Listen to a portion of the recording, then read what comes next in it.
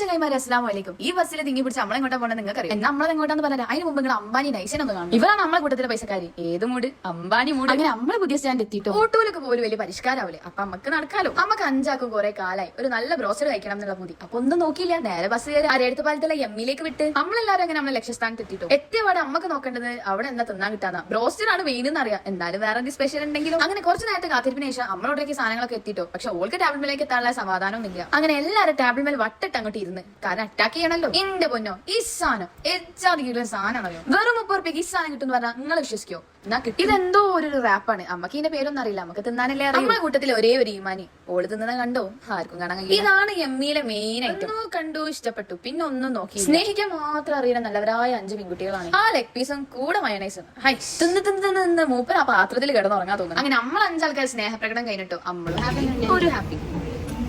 നമ്മളീ നോക്കി നിൽക്കുന്നത് എന്താണെന്നറിയാം. ഇനി അടുത്ത പ്രാവശ്യം വരുമ്പോ എന്ത് കഴിക്കും. എല്ലാത്തിനും അത്ര വിലക്കുറവാണ്. മെയിൻ ആയിട്ട് ഇവരെ ആംബിയൻസ് അത് അടിപൊളിയാട്ടോ. അങ്ങനെ നമ്മള് കുറച്ച് കഥയും പറഞ്ഞ് വീഡിയോ ഒക്കെ എടുത്ത് പോയിട്ടോ. അപ്പൊ ബാക്കി നാളെ